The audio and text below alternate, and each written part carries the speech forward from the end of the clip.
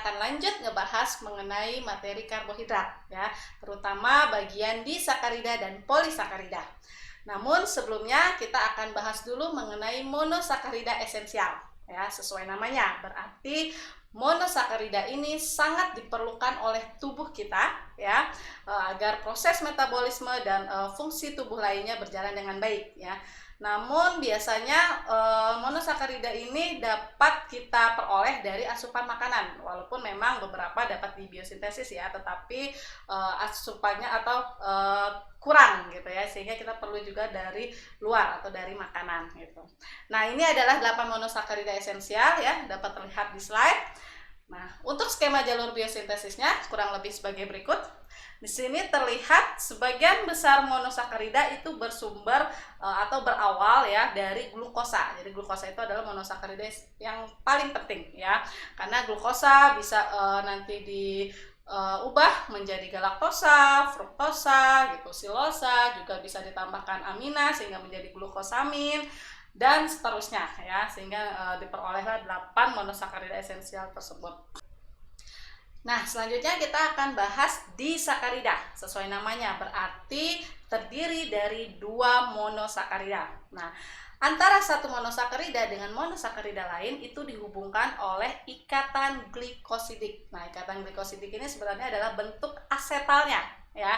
Jadi kalau kita sudah bahas di video-video sebelumnya bahwa biasanya monosakarida itu kan berbentuk hemiasetal ya, ketika dia berbentuk siklik. Nah, namun ketika satu monosakarida bertemu dengan monosakarida lain, nah sehingga nanti dia akan membentuk asetal gitu ya.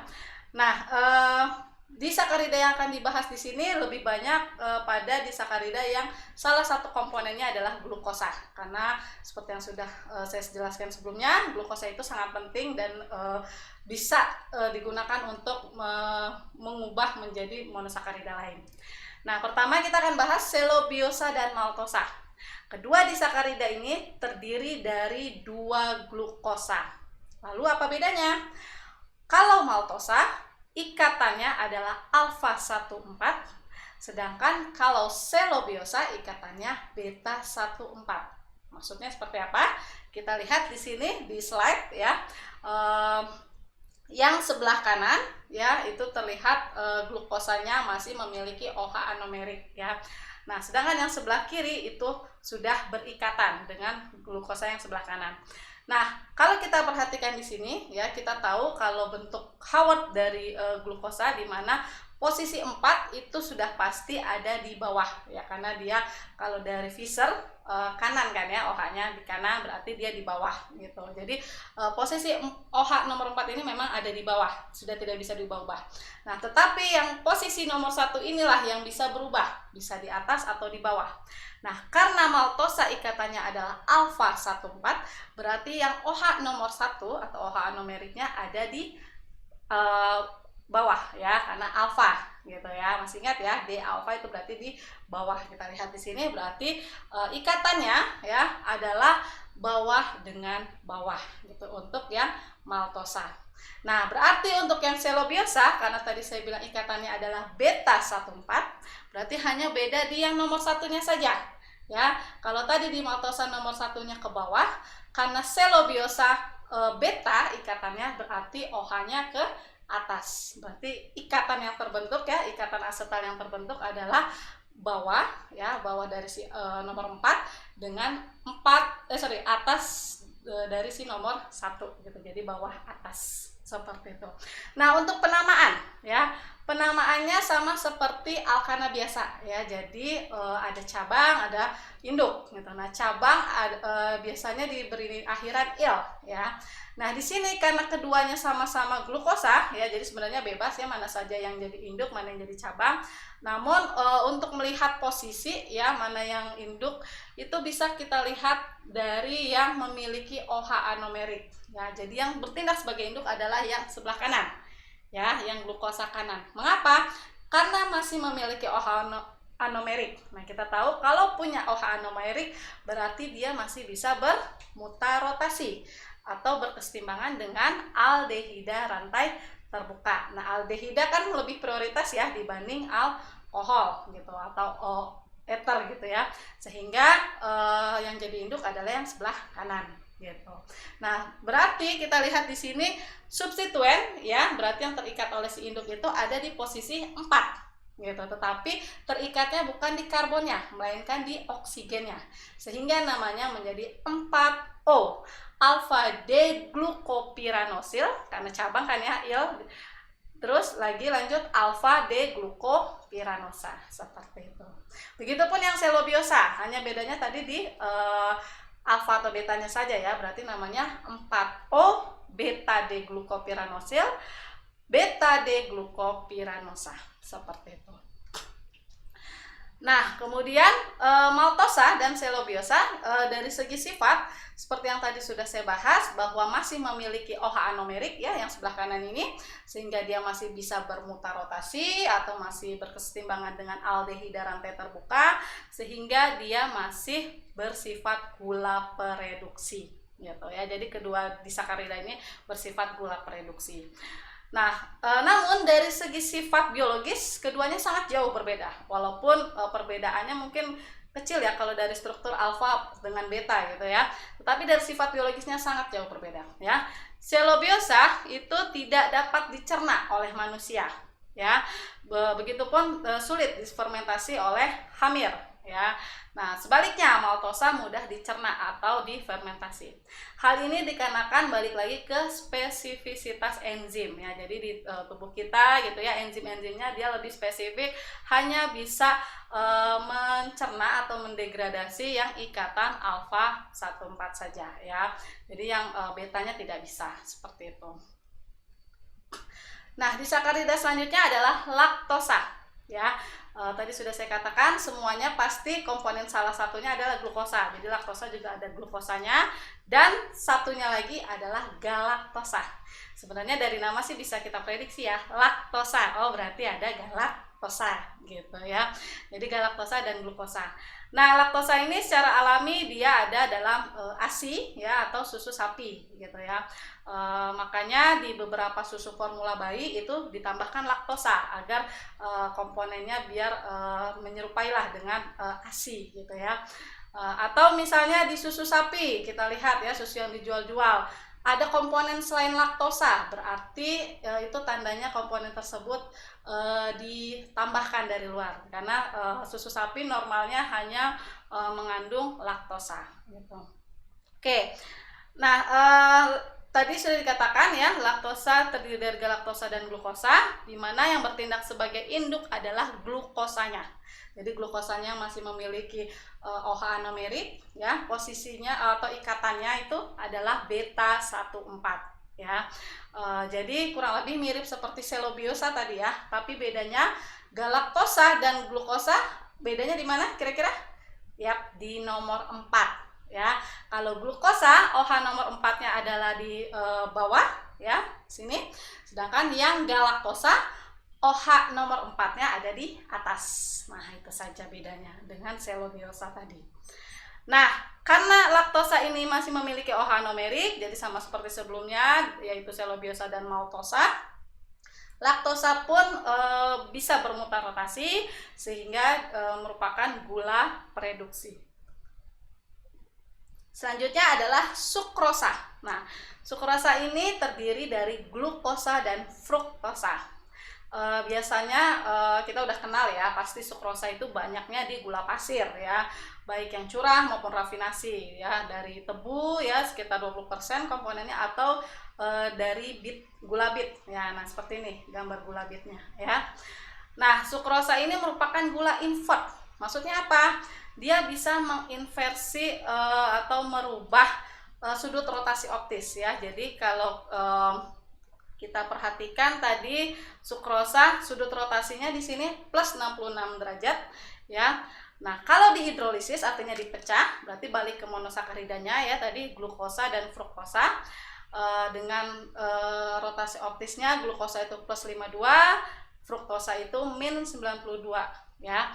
Nah, kalau keduanya ini ya, ketika berbentuk monosakaridanya ini kita gabung gitu ya dengan perbandingan 1:1, sehingga nanti akan didapatkan sudut rotasinya ya, tinggal dijumlahkan saja itu, yaitu min 20 derajat Nah, di sini terlihat bahwa terjadi inversi atau perubahan dari yang rotasi optisnya plus menjadi negatif, ya, sehingga sukrosa makanya disebut sebagai gula invert. Ya. Ini adalah bentuk dari sukrosa, ya. Jadi di mana bagian anomeriknya justru berikatan satu sama lain gitu. Jadi bagian anomerik dari glukosa kita tahu berarti di posisi nomor 1 ya. Posisinya itu alfa, berarti dia ke bawah ya. Bawah alfa 1 gitu akan bertemu dengan bagian anomerik dari si fruktosa. Nah, karena fruktosa ini adalah ketosa, kita tahu anomeriknya di C nomor 2 ya, bukan nomor 1. Nah, jadi C nomor 2-nya berikatan di mana dia beta, berarti dia ke atas. Gitu. Jadi nomor 1 atau alfa 1 ketemu dengan beta 2. Nah, seperti itu ya. Sini yang bertindak sebagai induk adalah fruktosanya. Nah, berarti kalau kita perhatikan di sini sukrosa karena tidak memiliki lagi OH anomerik ya, karena dua-duanya sama-sama terikat, sehingga sukrosa tidak bisa bermutar rotasi ya, artinya tidak bisa menjadi aldehida rantai terbuka ya, karena bentuknya sudah asetal, sehingga sukrosa bukan gula pereduksi. Oke, selanjutnya polisakarida ya, sesuai namanya poli berarti banyak ya, jadi terdiri dari banyak monosakarida. Nah, kalau kita bayangkan gitu ya, polisakarida ini terdiri dari banyak monosakarida gitu ya, tapi tetap ada ujungnya ya. Memang di bagian ujung dari polisakarida itu masih memiliki OH anomerik gitu ya, jadi dia ada OH bebas gitu ya. Namun OH anomeriknya ini hanya 1 dibanding sekian ratus atau ribu monosakarida lain yang tidak punya OH anomerik. Nah, sehingga sulit untuk bermutar rotasi gitu, sulit untuk balik lagi ke rantai terbukanya karena sangat panjang itu gitu ya. Oleh karenanya polisakarida bukan gula pereduksi ya. Nah, polisakarida yang akan pertama dibahas adalah selulosa. Nah, mungkin udah kenal ya, selulosa itu banyaknya terdapat di rumput, daun ya, karena memang dia memiliki fungsi ya untuk memberi kekuatan, karena struktur dia yang kaku gitu ya, dia bisa memberi kekuatan, kekakuan pada tanaman gitu ya. Atau bisa juga untuk bahan baku selulosa asetat, misalnya untuk bubuk mesiu, amunisi senjata dan sebagainya.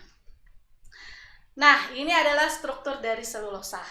Jadi selulosa itu sebenarnya adalah gabungan dari selobiosa ya, jadi dari namanya sebenarnya mirip ya, sel selulosa, sel selobiosa gitu ya.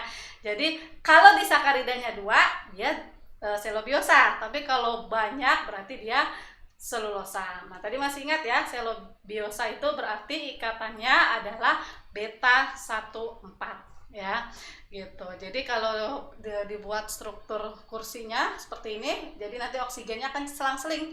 O-nya ya kita lihat atas bawah seperti itu ya.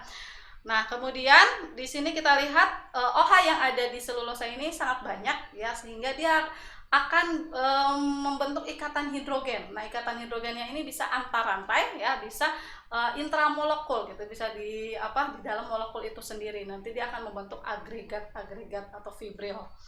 Nah, kurang lebih seperti ini kalau dia membentuk ikatan hidrogen intramolekul. Nah, oleh karenanya selulosa ini tidak dapat larut dalam air ya. Coba saja kita larutkan ya rumput atau daun dalam air, tidak akan larut kan ya gitu. Kenapa? Padahal kan dia banyak OH-nya gitu ya, karena OH yang ada di dalam selulosa sudah berikatan hidrogen intramolekul. Jadi udah membentuk ikatan hidrogen tuh antar dirinya sendiri. Jadi tidak bisa membentuk ikatan hidrogen dengan air atau luar lah gitu ya, yang bersifat polar juga gitu.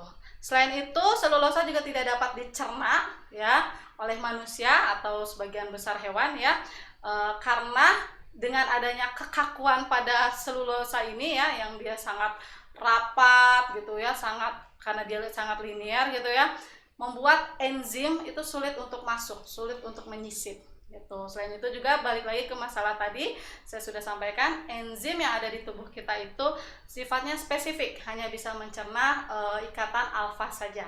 Ya, jadi beta tidak bisa. Tuh, makanya kita nggak bisa tuh yang namanya makan rumput gitu ya, makan daun gitu. Nah, yang bisa adalah seperti sapi, kambing. Kenapa? Karena di dalam sapi atau kambing tersebut ada bakteri yang bisa mencerna selulosa tersebut ya. Namanya dia enzim yang terlibat adalah enzim selulase atau beta glukosidase. Nah, karena masalah inilah selulosa biasa dijadikan sebagai dietary fiber ya, atau sebagai serat makanan ya. Oke, selanjutnya adalah pati dan glikogen. Nah, ini pasti kita sudah kenal sekali ya, sering kita makan. Ini ya adalah polisakarida cadangan makanan pada tanaman ya, yang juga kita makan seperti pada beras, kentang, singkong dan sebagainya ya. Pati atau glikogen ini terdiri dari dua, amilosa dan amilopektin ya. Jadi amilosa itu adalah bagian yang linearnya panjang ya, amilopektin yang bercabang. Keduanya sama, isinya sama-sama glukosa. Jadi monosakaridanya hanya glukosa aja gitu ya. Tapi bedanya yang tadi itu, amilosa itu linear, sedangkan amilopektin bercabang gitu. Nah, amilosa ini ikatannya adalah alfa 14, berarti masih ingat tadi ya, kalau dia bentuknya disakarida itu sebenarnya adalah maltosa gitu. Jadi gabungan maltosa nanti akan membentuk amilosa. Nah, amilosa ini menyusun hanya sekitar 20% dari pati ya, dan sifatnya tak larut air karena tadi masalah kekakuan ya, karena dia lurus aja ya, jadi dia tak larut air. Kemudian amilopektin ya, tadi sudah saya sampaikan dia ini bercabang. Jadi artinya ikatan yang lurusnya sama seperti amilosa ya, yaitu alfa 14, tapi bagian cabangnya adalah alfa 16 ya. Alfa 16 ya, terlihat di sini gitu. Nah, amilopektin ini lebih banyak ya menyusun patinya, yaitu 80% gitu. Jadi kalau tadi amilosa hanya 20%, amilopektinnya 80%. Dan dia sifatnya larut dalam air dingin gitu karena percabangan ini. Jadi dia tidak membuat terlalu kaku lah gitu. Walaupun larutnya tidak terlalu larut ya, mungkin bisa dibilang hanya mengimbibisi membuat air bisa masuk gitu ke dalam, tapi tidak larut sempurna. Oke, selanjutnya glikogen ya. Glikogen ini sebenarnya mirip seperti amilopektin ya. Jadi dia ada yang lurusnya, ada yang bercabangnya gitu ya. Nah, tapi percabangan lebih banyak. Jadi kalau tadi yang amilopektin itu percabangan setiap 25 sampai 30 unit monosakarida, terus baru ada cabang.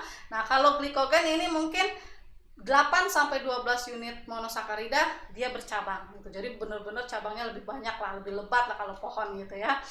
Nah, sama seperti tadi, bagian yang lurusnya itu ikatannya alfa 14, sedangkan yang bercabangnya yang ini, terus juga yang sebelah sini itu alfa 16. Nah, ini banyaknya terdapat pada hati dan otot hewan ya untuk glikogen. Selanjutnya beberapa turunan karbohidrat yang penting. Pertama ada gula deoksi, sesuai namanya berarti D, kehilangan ya. Gula ini kehilangan oksigen ya. Contohnya adalah 2-deoksiribosa. Jadi kalau kita perhatikan ini ribosa kan sebenarnya di nomor 2-nya ada OH ya. Nah, karena dia deoksi berarti nomor 2-nya O-nya tidak ada. Jadi langsung H saja. Gitu. Nah, 2-deoksiribosa ini ditemukan dalam DNA ya. Kita udah kenal sekali DNA sebagai penanda biokimiawi ya. Makanya kenapa dinamakan DNA, singkatan dari deoksiribonukleik acid. Jadi bagian gulanya adalah deoksiribosa gitu ya. Selanjutnya gula amino ya, sesuai namanya juga, gula yang mengandung gugus amina ya, bisa amina primer, sekunder, bebas lah, pokoknya mengandung amina ya. Contohnya di sini D-glukosamin ya, yang merupakan monosakarida dari kitin ya. Tahu kitin? Itu banyak terdapat dalam hewan laut yang kulitnya itu keras seperti kerang, terus udang dan sebagainya gitu ya. Nah, glukosamin ini bagus sekali untuk mengobati radang sendi ya. Selanjutnya contoh gula amino lain itu seperti yang ditemukan pada antibiotik seperti streptomycin atau gentamisin. Ini contoh struktur yang gentamisin ya. Terlihat di sini ada gugus amina-aminanya ya. Ini amina yang sekunder, ini yang primer. Seperti itu ya. Nah, selanjutnya karbohidrat selain untuk tadi ya untuk mengenyangkan gitu ya sebagai pemanis, ternyata manfaatnya banyak ya. Nah, salah satu manfaat lain yang sangat penting juga adalah sebagai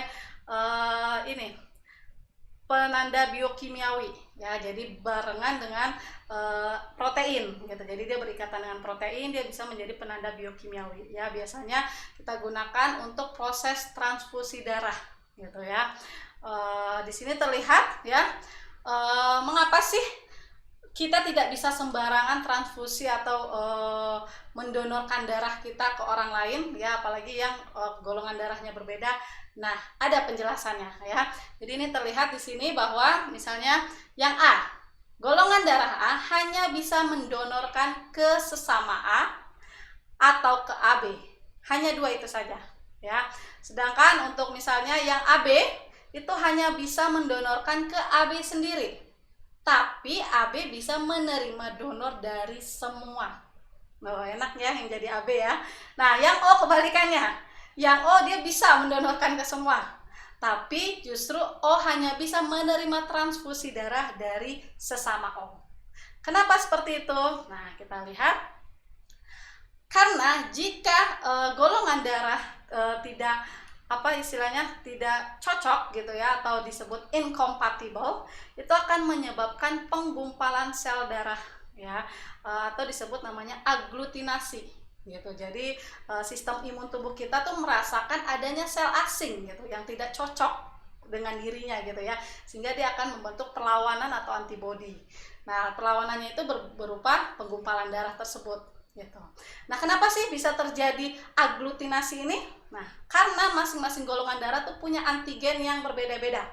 Di sini terlihat untuk antigen golongan darah A, isinya adalah monosakarida L-fucosa yang berikatan 1,2 dengan D-galaktosa, terus berikatan lagi dengan N-asetil D-glukosamin, terus nanti berikatan dengan protein ya, tidak dijelaskan proteinnya, terus bawahnya berikatan dengan N-asetil D-galaktosamin juga.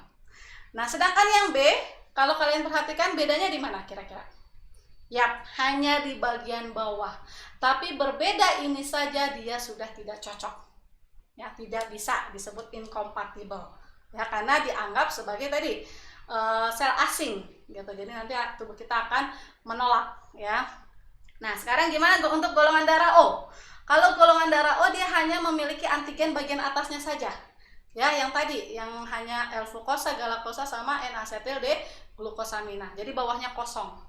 Nah, jadi istilahnya dia lebih simpel gitu. Sedangkan kalau AB itu sebenarnya gabungan golongan darah A dan B. Oh, bisa dibayangkan ya, berarti sangat kompleks yang AB tersebut. Nah, jadi ini kalau dibilang, kalau saya analogikan seperti donat ya. Jadi golongan darah O itu seperti donat polos. Belum ada topping apapun. Jadi kalaupun dia mau diberikan ke yang tipe A, bebas. Bisa, karena tipe A itu sudah punya donat polosnya. Tipe A itu misalnya donat yang sudah ada coklatnya. Tipe B donat yang sudah ada kejunya gitu. Jadi O bebas bisa masuk ke tipe A, tipe B, apalagi tipe AB. Karena semua punya donat polos tersebut atau punya antigennya. Nah, sebaliknya kalau O tidak bisa menerima transfusi dari yang lain karena dia itu sangat simpel. Dia nggak bisa nerima dari A karena dia tidak punya si coklatnya tadi itu. Gitu. Begitupun dengan yang lain. Nah, ya jadi kurang lebih seperti itulah. Mudah-mudahan paham ya. Oke. Nah, selanjutnya karbohidrat juga ternyata saat ini dikembangkan untuk berbagai pencarian obat ya, diantaranya itu untuk antibakteri, anti kanker gitu ya. Dan yang sangat menarik saat ini lagi dikembangkan vaksin anti kanker. untuk membantu memobilisasi sistem imun tubuh melawan tumor gitu ya. Jadi begitu besarnya ya manfaat karbohidrat ya, bukan yang kita selama ini tahu hanya sebagai pengenyang saja gitu ya. Jadi banyak sekali manfaatnya ya. Oke, selanjutnya adalah analisis atau deduksi disakarida ya. Jadi misalkan ada soal seperti ini. Gambarkan proyeksi Howard dari disakarida Y. Jadi Y itu maksudnya simbol aja ya, nggak dikasih tahu namanya apa, berdasarkan data berikut ya. Pertama, diberi info bahwa kalau hidrolisis disakarida ini dengan asam atau alfa galaktosidase akan menghasilkan 1 mol glukosa dan 1 mol galaktosa. Apa info yang didapat dari soal nomor 1A? Oke, kita tahu disakarida itu isinya adalah 2 monosakarida ya. Bayangkan ada 2 monosakarida yang dihubungkan oleh ikatan glikosidik. Nah, kita tahu juga dari yang A bahwa isinya itu adalah glukosa dengan galaktosa. Nah, kemudian enzimnya ya untuk memutusnya adalah alfa galaktosidase. Nah, itu juga info ya. Berarti ikatannya adalah ikatan alfa. Nah, alfanya adalah punyanya si galaktosa. Berarti galaktosanya ada yang sebelah kiri. Ya, jadi sebelah kirinya galaktosa, sebelah kanannya yang glukosa. Gitu ya, jadi sebelah kanannya yang glukosa. Nah, dari info B, disakarida Y menghasilkan endapan cermin perak dengan reaksi Tollens. Tadi masih ingat ya, reaksi Tollens gunanya untuk uji gula reduksi. Kalau dia menghasilkan endapan cermin perak, berarti dia disakarida Y ini merupakan gula reduksi, sehingga glukosa yang sebelah kanan ini masih memiliki OH anomerik gitu ya kan, masih bisa bermutar rotasi atau bersifat gula reduksi. Oke, jadi dari 2 info ini kita sudah dapat memprediksi ya, kurang lebih seperti itu. Nah, yang C ini yang penting. Kalau reduksi si disakarida ini dengan NaBH4 ya, berarti kalau dengan NaBH4 tadi jadinya apa? Ya, yang glukosa ujung nih, dia kan bisa berkesetimbangan ya dengan rantai terbuka menjadi CHO. Nah, CHO kalau direaksikan dengan NaBH4 akan menjadi alkohol. Jadi nanti putus ya gitu ya, dia akan menjadi OH, terus nomor satunya akan jadi CH2OH gitu ya. Nah, kemudian dilanjutkan dengan metilasi. Artinya semua OH bebas akan termetilasi yang menjadi OCH3. Dan hidrolisis akan menghasilkan senyawa-senyawa berikut. Jadi ada 2 senyawa. Artinya kalau hidrolisis akan putus kan dia, akan membentuk galaktosa sendiri, glukosa sendiri. Nah, sekarang kita gambarkan galaktosa sama glukosanya yang telah termetilasi. Di sini kita buat glukosa dulu ya. Glukosa kan gampang ya, harus hafal ya. Glukosa itu OH kiri itu hanya di nomor 3 gitu ya. Sedangkan galaktosa OH kiri di nomor 3 dan 4. Jadi dari Fischer itu kita buat proyeksi Howard-nya ya. Berarti kalau glukosa gampangnya itu posisinya dari mulai C6-nya itu ya, atas bawah gitu ya. Nah, berarti kita buat dulu yang glukosa nomor 1, 2, 3, 5, dan 6 kita beri OCH3 semua ya. Jadi kita ganti semua jadi OCH3. Oke. Nah, selanjutnya untuk yang galaktosa juga sama ya. Jadi setelah buat proyeksi Howard-nya tadi ya, bedanya hanya di nomor 4 ya dengan si glukosa. Nah, terus di nomor 2, 3, 4, dan 6 itu ada metil ya, bentuknya ether. Nah, dari sini kita lihat coba. Berdasarkan info tadi bahwa kalau sudah dimetilasi artinya harusnya semua OH bebas termetilasi. Tapi kita lihat di sini untuk yang bagian glukosa ya, posisi 4-nya masih OH bebas. Ya kan? Karena dia nggak ada tulisan 4. Ya, 4 metil nggak ada. Begitupun yang galaktosa, yang nomor 1-nya masih bebas.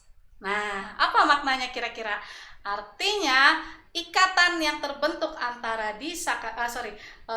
galaktosa dengan glukosa untuk membentuk disakarida itu adalah di posisi 1 dari galaktosa ya, dengan posisinya tadi alfa ya berdasarkan informasi yang A, dengan nomor 4 dari glukosa.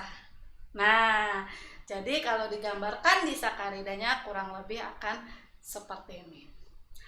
Oke, sekian penjelasan mengenai materi karbohidrat. Semoga dapat difahami dan dapat bermanfaat. Kita bertemu lagi di materi lainnya. Assalamualaikum warahmatullahi wabarakatuh.